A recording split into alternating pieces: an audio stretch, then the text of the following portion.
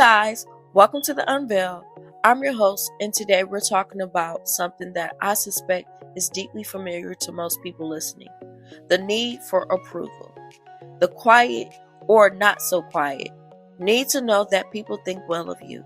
The sting when someone seems disappointed in you. The way your move can pilot entirely on a compliment or a criticism from someone whose opinion you care about. The constant background check. Am I being perceived the way I want to be perceived? This is the approval trap, and today we're going to look at how it works, why it has such a hold on so many of us, and how we begin to get free. This episode is brought to you by RSS.com, the podcast hosting platform I personally use for Welcome to the Unveil. If you've been thinking about starting your own podcast, RSS.com makes it simple, affordable, and legit. My link is in the show notes and is pinned in the comments. Go check it out. So, let's begin today's episode. Now, let me start by saying the desire for approval is human. It is not a character flaw. We are social beings, and belonging to our group, historically, was a matter of survival. Wanted to be seen positively, wanted to belong, wanted others to think well of us. These are instincts with genuine roots. The problem is not the desire. The problem is when the need for approval becomes the primary filter through which we make every decision, express ourselves, and determine our own worth. Here's what the approval trap looks like in practice. You change your opinion when you sense disagreement, even when you know your original opinion was right. You dress, speak, and present yourself not as an expression of who you are, but as a calculation of who others want you to be. You stay in situations, relationships, jobs, not because they're right for you, but because leaving would invite criticism or disappointment. You can't make a decision without first consulting what everyone around you thinks. And your self-esteem function like a stock market, raising when people praise you, crashing when they don't. Sound familiar? Here's the deeper truth.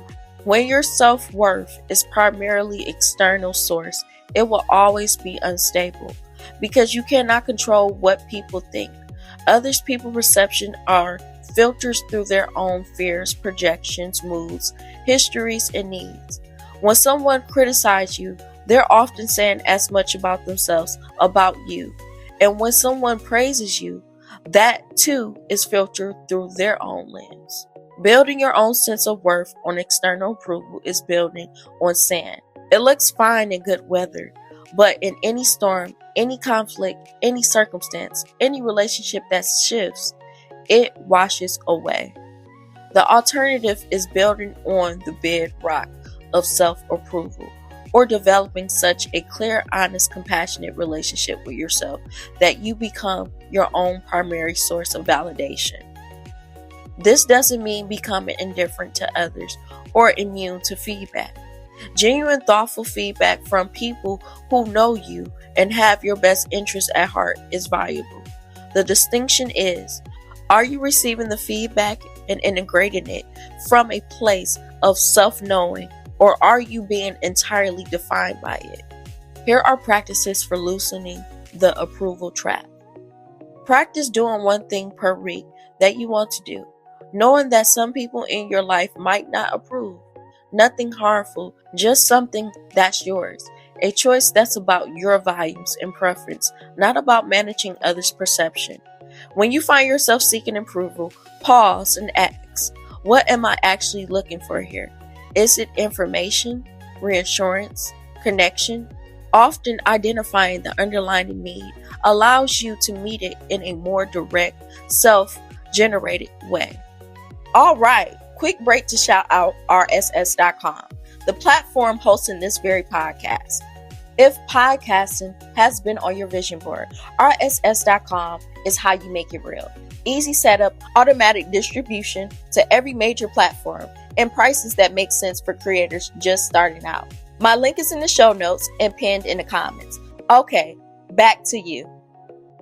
Build your own external value system and refer to it when making decisions. Instead of asking, "What will people think?" ask, "Is this aligned with what I actually value?" Over time, your own compass becomes more reliable than the outside voice. And practice tolerating disapproval. Someone in your life is going to be disappointed in a choice you made. At some point, someone is going to criticize you. Surviving that, choosing yourself anyway, standing in your truth anyway, is how self-trust is built. It is uncomfortable, and it gets easier every time. The only approval you truly need is your own. And the extraordinary thing is, when you genuinely have it, when you are actually living in alignment with who you are and what you value, the opinions of others become much, much less loud. The freedom is available to you. It is built one brave, self-aligned choice at a time. Thank you for being here today. I'll see you next week on Welcome to the Unveil. See you then. Bye.